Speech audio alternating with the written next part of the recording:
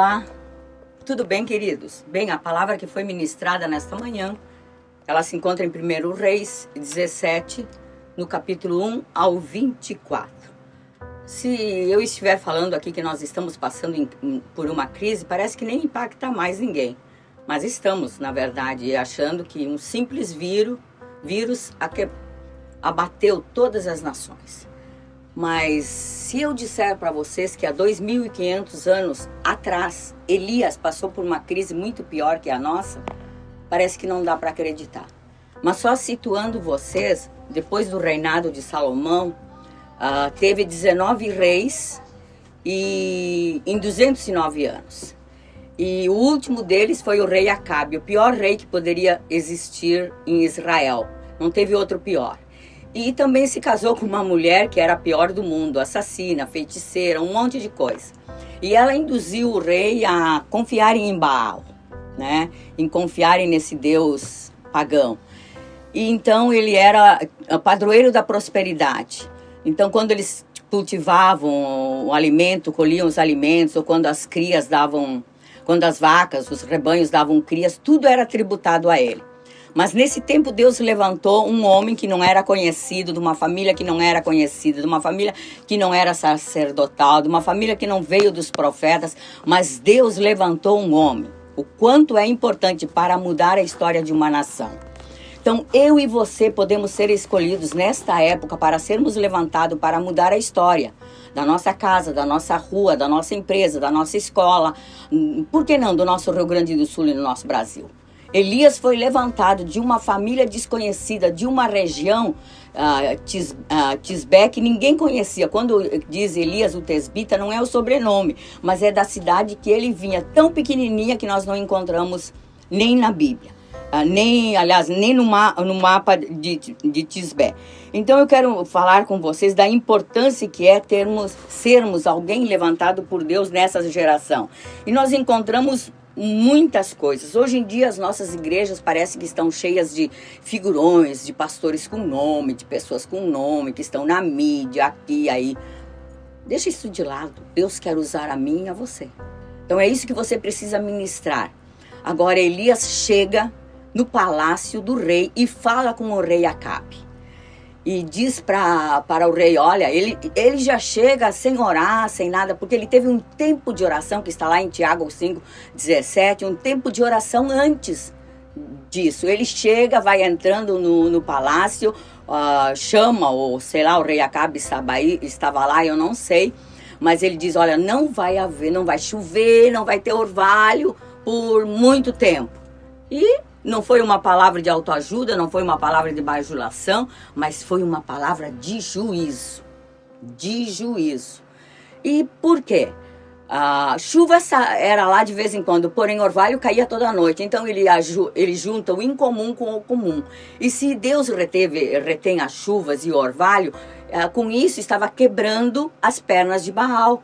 Porque não chovendo não haveria, o rebanho não daria cria e nem haveria lavoura, ninguém ia colher nada. Então aí Deus usa grandemente Elias e isso acontece. Mas depois disso, Deus manda Elias uma coisa assim que não dá para encontrar, um anticlímax, uma frustração. Depois que Elias faz isso, Deus o manda para o Monte Queribe, onde tinha um fiozinho de água, onde os garçons voadores levariam água aliás, pão e carne de manhã e de noite, e lá ele era sustentado. Daqui a pouco secou, por causa que não tinha chuva, secou o fiozinho d'água. Daí Deus manda ele para onde?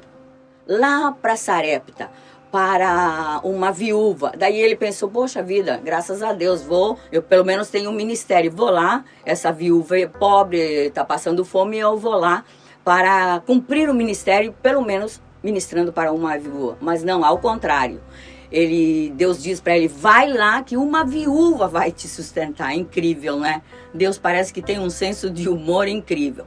Quer dizer, ele sai de Querite porque quase morre de sede. E agora vai para Sarepta para morrer de fome? Ridículo. Mas, porém, lá Deus opera um milagre através de Elias. E ele diz que não vai faltar azeite na botija e nem farinha na panela, e eu creio que toda vez que a viúva ia fazer pão e ela olhava, tinha aquela tanto de farinha, depois ela voltava, no outro dia tinha o mesmo tanto, o mesmo tanto, o mesmo tempo. E é assim. Nós precisamos crer no provedor e não na provisão. Se a viúva olhando para aquilo sabia que não ia mais ter provisão, no outro dia ela ia morrer. Mas o Deus provedor sabe de todas as coisas. Então não sei o que está acontecendo contigo, as vasilhas podem estar vazias, você pode ter batido o carro, porque crente não é imune dessas coisas. Crente passa por isso, crente fica doente, crente bate carro, crente fica desempregado, um monte de coisa. Crente tem problema com o casamento, tem problema com o filho, mas nós precisamos crer no provedor e não na provisão. Vocês estão entendendo? Crente precisa crer. E aconteceu uma tragédia, é engraçado. Primeiro Deus opera um milagre, agora a viúva diz que o filho morreu e culpa Elias ainda. Elias não tinha culpa de nada. Se fosse eu, ia pegar aquela mulher e ia esganar. Porque vem cá, Deus operando milagre, há quantos dias e agora morre seu filho e ela culpa Elias, mas Elias ficou quieto. Elias não respondeu, porque ele não queria esmagar a cana que estava quebrada e nem apagar o pavio que estava fumegando. Então ele vai para o quarto da casa da viúva, e lá, aí ele fala bastante e devolve o menino vivo. E aí a viúva diz, deixa eu procurar aqui, aquilo que é incrível, que ela diz que ele é um homem de Deus. E mais do que isso, que a palavra do Senhor na boca dele é verdade. Isso é o maior ensinamento que nós podemos ter aqui. Ele falou para o rei, aconteceu, ele teve que ir para o deserto comer aquilo que os corvos traziam. Depois do deserto ele foi para uma fornalha. Deus disse, vou acabar aqui, agora eu vou te dar um outro estágio. Fornalha, fogo, sarepta significa fogo. Aí ele foi, daí ele opera esse milagre e depois a viúva olha para ele e diz, eu sei que você é um homem de Deus. Como você é conhecido na sua casa, como você é conhecido pelos membros da sua célula, no seu discipulado, para aqueles que você fala de Jesus, você é um homem de Deus, é uma mulher de Deus.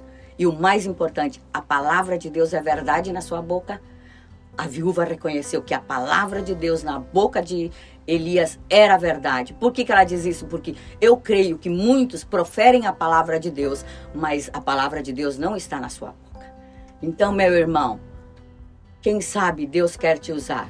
Pode ser que um outro pregou e não aconteceu nada, e você pregou e aconteceu tudo. Por quê? Porque a palavra de Deus na sua boca é verdade. Ora, busca a Deus, tenha intimidade com Deus, e você vai ver Deus te usando, e você sendo a boca de Deus, não só para a tua célula, mas para muitos que vão servir a Deus.